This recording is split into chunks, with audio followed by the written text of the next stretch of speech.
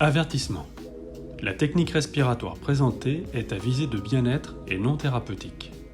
Si durant la réalisation de celle-ci vous ressentez un inconfort tel que des vertiges, il est conseillé d'arrêter. En cas de doute, veuillez consulter au préalable votre médecin. Alors dans cette petite vidéo, je voulais vous parler d'un sujet d'actualité qui est le port du masque, qu'on va être amené à porter un peu plus maintenant dans différentes situations et qui en soi ne change pas grand-chose sur la santé, hein. Ça n'impacte pas beaucoup, ça n'entraîne pas de dégradation, mais chez certaines personnes, ça peut être quand même à l'origine d'une sensation d'inconfort et de fatigue en fin de journée avec éventuellement l'apparition de maux de tête. Alors on voit avec les masques comme ça, hein, qui soient en tissu ou alors les masques chirurgicaux, ça peut entraîner une résistance à l'inspiration, quels que soient les efforts.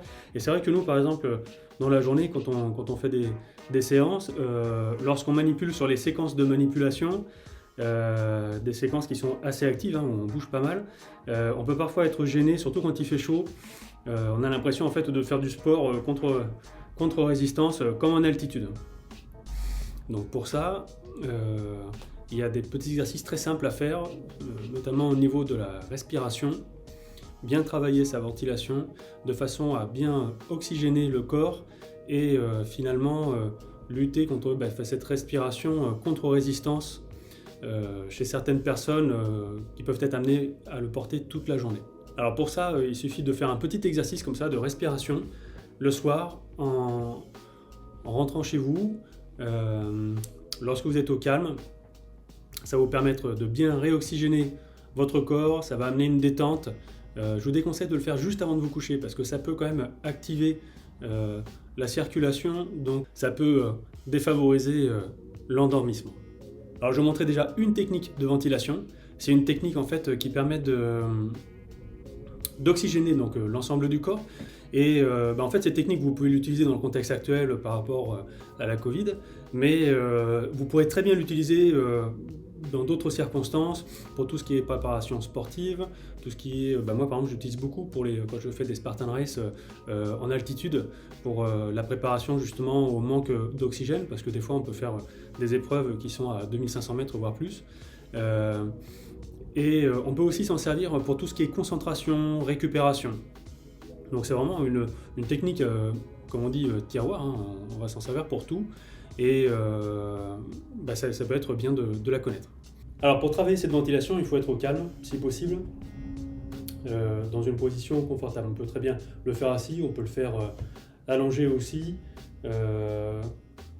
Moi, celle-ci, j'ai plus de sensations lorsque je suis assis comme ça dans un fauteuil bien calé, ou alors au sol en tailleur. Donc, la première des choses, déjà, c'est de respirer par le nez. D'accord ? Pour retenir une chose, on respire par le nez, on mange par la bouche et pas l'inverse. Donc la ventilation nasale, dans toutes les circonstances, elle sera la priorité. D'accord ? Donc pour ça, il faut que la langue soit bien placée, pour que la bouche reste fermée. La pointe de la langue, normalement au repos, elle touche les petites bosses qui sont sur le palais, juste derrière les dents. D'accord ? Juste le bout de la langue. Ok ? Donc la langue, en fait, elle fait comme ça, dans la bouche. En méditation, normalement, on parle de circuit fermé. On doit garder la langue comme ceci pour favoriser la circulation des énergies. Mais là, dans un contexte beaucoup plus terre-à-terre, hein, c'est tout simplement pour favoriser le passage de l'air dans le nez. D'accord ? L'avantage de respirer par le nez, c'est que déjà d'une part, l'air sera filtré, il va être nettoyé par le nez. Il va être réchauffé parce qu'il va passer sous le cerveau pour refroidir le cerveau, c'est le ventilateur du cerveau. Il va récupérer des calories et arriver chaud, lentement, au niveau des poumons pour diffuser de façon optimale dans le sang. Donc, je place ma langue au palais, bouche fermée, et je ne respire que par le nez. Donc, l'inspiration et l'expiration se font par le nez. Je fais une inspiration lente et profonde de 3 secondes.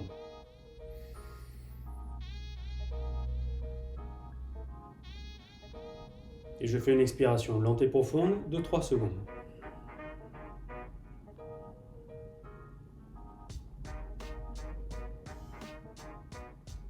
Je garde bien la langue au palais durant l'inspiration et l'expiration. Inspiration.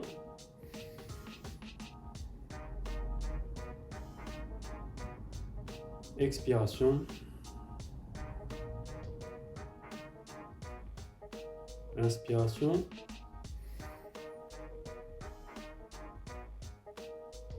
expiration,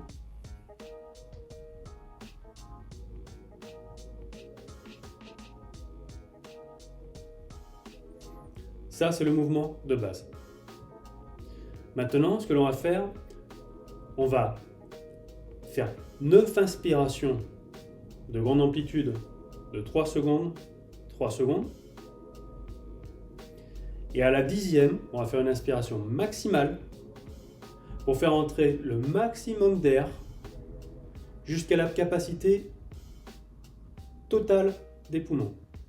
D'accord ? Il faut qu'on sente qu'on ne peut plus faire entrer d'air ni par le nez, ni par les yeux, ni par les oreilles, ni par la peau.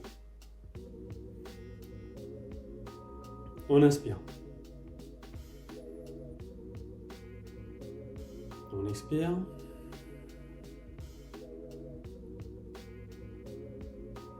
On inspire.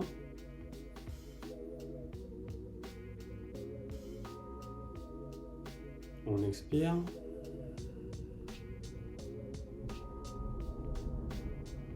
On fait ça encore 7 fois. Et à la 10e fois, on fait une inspiration maximale. Inspiration.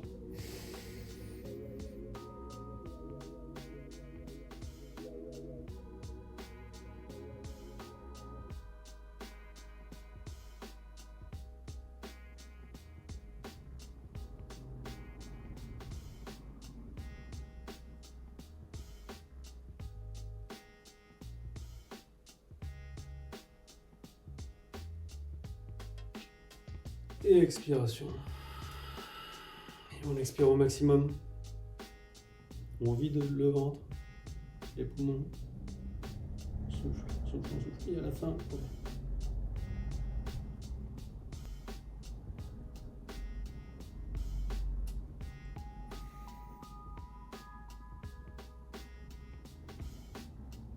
et on inspire sur 3 secondes.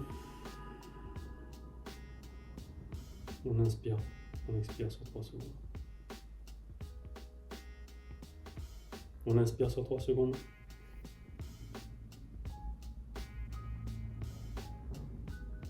On expire sur 3 secondes. D'accord, on repart pour 9 ventilations de 3 secondes. 3 secondes.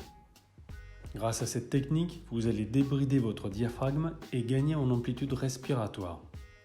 Dans la journée, lorsque vous portez le masque, n'hésitez pas à faire quelques ventilations pour vous détendre. Par contre, pour les inspirations-expirations maximales, faites-les seulement lorsque vous êtes au repos, sans activité.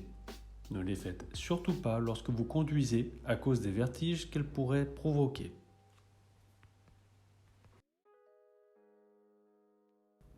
À la 20e, encore une fois, on inspire au maximum, on inspire au maximum, on inspire au maximum. On recrute le maximum des muscles inspirateurs, tous les muscles inspirateurs accessoires qui sont ici au niveau du cou. Et une fois qu'on n'en peut vraiment plus, on souffle, on expire le maximum d'air. On vide, on vide, on vide, on vide, on vide, on vide, on vide, on vide, on vide. Et à la fin, on fait des petits mouvements comme ça. On halète pour vider au maximum. Il faut vraiment qu'il n'y ait plus d'air du tout, ni dans les poumons, ni dans les poumons, ni le ventre, c'est une image, mais il faut expirer tout ce que l'on a emmagasiné, d'accord ? C'est une apnée expiratoire. Et on repart sur 9 ventilations de grande amplitude, 3 secondes, 3 secondes, et à la 30e, on part sur une inspiration maximale, expiration maximale. D'accord ? Ça prend 7-8 minutes, ce petit exercice, et franchement, ça peut vous apporter beaucoup. Ça va oxygéner tout votre corps, ça va permettre d'éliminer le maximum de toxines que vous avez emmagasinées dans la journée. On élimine énormément de toxines par les poumons. Voilà, j'espère que cette vidéo vous a plu, j'espère aussi qu'elle vous apportera beaucoup. N'hésitez pas à la faire tous les jours si besoin, et encore une fois, vous pouvez l'utiliser dans plein de circonstances différentes. Si vous voulez aller un peu plus loin, sur notre plateforme EvoStéo, nous proposons le programme EvoAir, qui est le travail de la ventilation. C'est l'accompagnement des imperfections respiratoires dans les contextes notamment de ronflement ou d'apnée du sommeil. C'est pas une thérapie, hein, c'est des exercices pour vous aider à mieux vivre ces symptômes et en parallèle de ça, évidemment, il faut que vous ayez un traitement médical approprié. C'est aussi le travail de la ventilation dans le contexte du travail, par exemple en entreprise, comment savoir mieux se concentrer, être plus attentif, mieux récupérer, et aussi pour la ventilation sportive, justement pour la préparation aux épreuves physiques, notamment en altitude, ou comment adapter sa ventilation à l'effort à venir. Voilà.